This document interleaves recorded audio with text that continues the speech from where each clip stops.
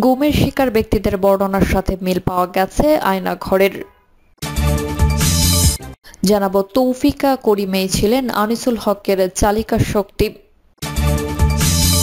পৃথিবীর কোথাও ফ্যাসিস্টদের পুনরুত্থান হয়নি, বাংলাদেশেও হবে না বললেন রুহুল কবির রিজভী। এবং সর্বশেষে জানাবো ওবায়দুল কাদেরের স্ত্রীর গাড়ি চালকের 2 কোটি টাকার ডুপ্লেক্স বাড়ি। এতক্ষণ শুনলেন সংবাদ শিরোনাম, এবারে বিস্তারিত।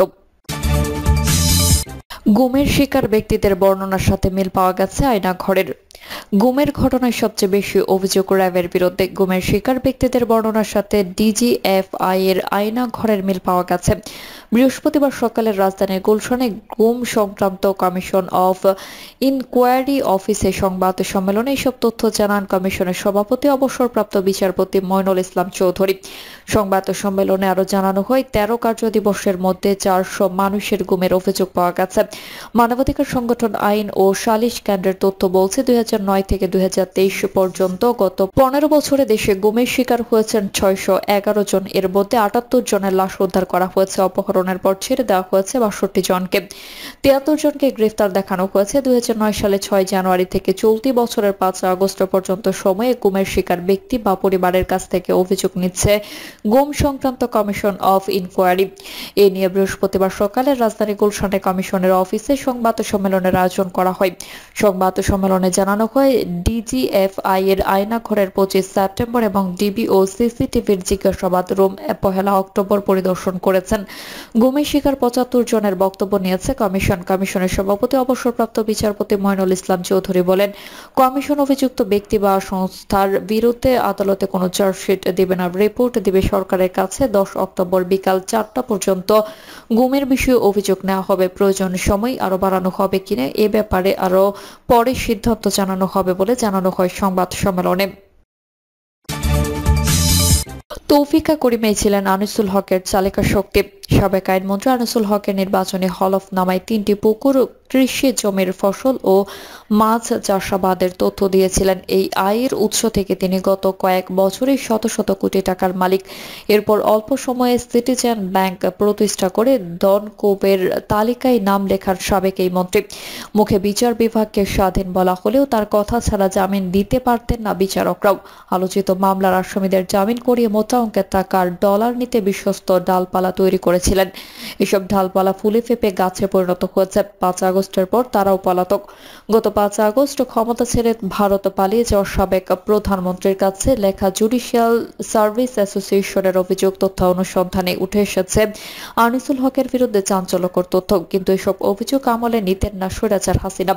সার্বক্ষণিক সহযোগিতা করতেন বিগত পতিত সরকারের ক্ষমতার অপব্যবহারকারী সালমান এফ রহমান। দুজনের সম্পর্ক ছিল মধুর, এ কারণে তারা গ্রেফতার হয়েছেন একসঙ্গে। জানা গেছে আনিসুল হকের ঘনিষ্ঠ সহযোগিতার এক সময়ের এপিএস পরে বাক্স বোঝাই অবৈধ ব্যালটে নির্বাচিত বিলুপ্ত কসবা উপজেলা চেয়ারম্যান রাশেদুল কাউসার জীবন বিপুল বিত্ত বৈভবের মালিক বনে যান।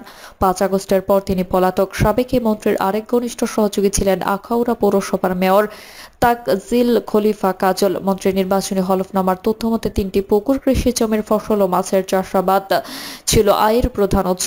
এরপর মন্ত্রী হওয়ার পর তার সম্পদের হিসাব বাড়তে থাকে। ঘুষের টাকা গুনতে বাসায় বসিয়েছিলেন টাকা গোনার মেশিন। সিটিজেন ব্যাংক প্রতিষ্ঠায় 400 কোটি টাকা জামানত এবং 200 কোটি টাকা চলতি মূলধন দিয়ে ব্যাংকের যাত্রা শুরু করেছিলেন আনিসুল হক।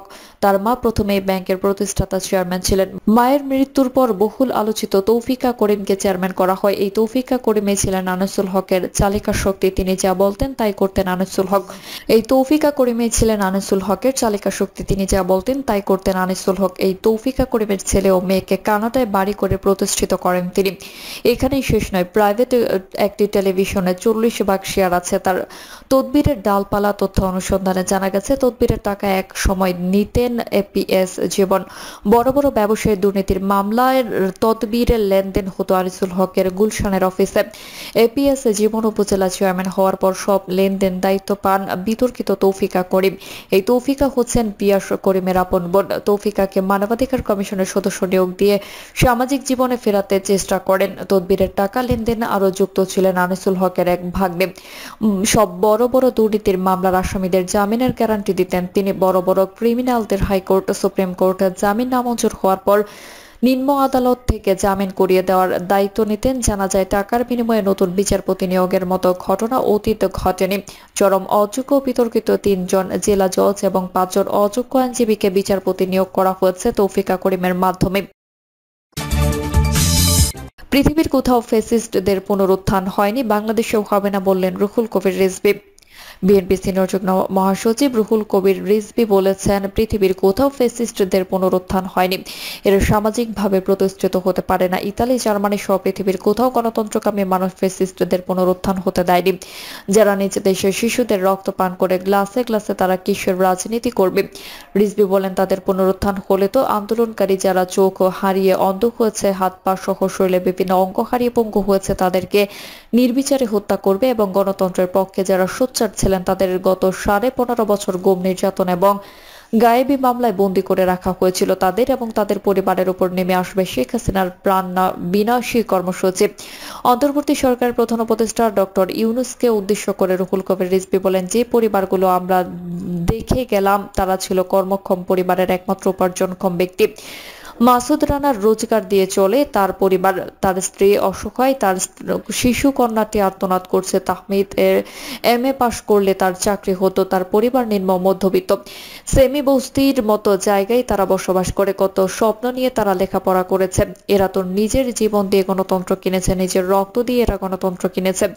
এটা যেন ব্যর্থ না হয়। আপনাকে অনুরোধ করব, যেসব পরিবারে শহীদ হয়েছে তাদের কোনো ভাই বা স্ত্রী যেই থাকুক, তাদের শিক্ষাগত যোগ্যতা অনুযায়ী সরকারি কোনো চাকরি যেন দেওয়া হয়, এটা খুব জরুরি প্রয়োজন। সমবায় ব্যাংকে জমা রাখা 7,398 ভরি সোনা ভুয়া মালিক সাজিয়ে বিক্রি করে দিয়েছেন ব্যাংকের সাবেক চেয়ারম্যান, যুবলীগের যুগ্ম সাধারণ সম্পাদক এবং ঢাকা মহানগরের আওয়ামী লীগের দক্ষিণ যুগ্ম সাধারণ সম্পাদক মহিউদ্দিন আহমেদ মহি উল্লেখ করেন রুহুল কবির রিজভী। তিনি বলেন, কি দেশ ছিল এটা? অনাচার, অবিচার, লুটপাট এসবের লাইসেন্স দিয়ে দিয়েছিল শেখ হাসিনা। তার কথাই ছিল, আমার ক্ষমতা ঠিক রেখে তোরা যা পারিস কর। শেখ হাসিনা তো প্রধানমন্ত্রী ছিলেন না, তিনি দস্যু মাফিয়া সিন্ডিকেটের প্রধান ছিলেন। পুলিশ, সিভিল প্রশাসন, প্রত্যেক জায়গায় শেখ হাসিনার আশীর্বাদ পোস্টরা শত কোটি টাকার মালিক। প্রশাসনিক কর্মকর্তা নজরুল ইসলাম খান, তার গ্রামের বাড়িতে 6 তলা বাড়ি, এই তো প্রশাসন সাজানো হয়েছে। এরা এখন বিভিন্ন পর্যায়ে আছে, তারা তো শেখ হাসিনার পক্ষে কাজ করবে। তিনি বলেন, যারা প্রশাসন পরিচালনা করেছেন তাদের নিয়ে নানা কথাবার্তা শুনছে, এটা দুঃখজনক। বিপ্লবী সরকার পৃথিবীর দেশে দেশে দেখেছে তড়িৎ গতিতে দূষিত রক্ত বের করে দেয় সমাজ ও রাষ্ট্র থেকে, কিন্তু বর্তমান অন্তর্বর্তী সরকারকে আমরা বিপ্লবী সরকার বলি। তাহলে কি করে এই সমস্ত ভয়ঙ্কর দুর্নীতিবাজ টাকা লুণ্ঠনকারীরা এখনো প্রশাসনে অবস্থান করতে পারে? তিনি বলেন, পৃথিবীর অন্যান্য দেশের তুলনায় বাংলাদেশে 2014 সাল থেকে 2017 সাল পর্যন্ত অতি ধনী লোকের সৃষ্টি হয়েছে। তারা কারা? যারা বিদ্যুৎ উৎপাদনের নামে টাকা লুট করেছে, যারা মেগা প্রজেক্টের নামে টাকা লুট করেছে, যারা পদ্মা সেতুর নামে টাকা লুট করেছে, যারা শেয়ার বাজার সহ বিভিন্ন সেক্টরে লুট করেছে, তারা আজ আঙ্গুল ফুলে কলা গাছ হয়েছে। এদের লোকজনই বিভিন্ন জায়গায় অবস্থান করেছেন। নতুন করে ফ্যাসিজমের উত্থান হোক, দেশের মানুষ তা চায় না বলে মন্তব্য করেন রুহুল কবির রিজভী। ছাত্র জনতার গণঅভ্যুত্থানের মধ্য দিয়ে বাংলাদেশে গণতন্ত্রের পক্ষে হাঁটতে শুরু করেছে। এ সময় অন্তর্বর্তী সরকারের উদ্দেশ্যে তিনি বলেন, প্রয়োজনীয় সংস্কার করে দ্রুত নির্বাচনের ব্যবস্থা করুন। প্রিয় দর্শক, এই ছিল এখনকার সর্বশেষ সংবাদ। আপডেট সব সংবাদ পেতে চ্যানেলটি সাবস্ক্রাইব করে বেল আইকনটি ক্লিক করে রাখুন।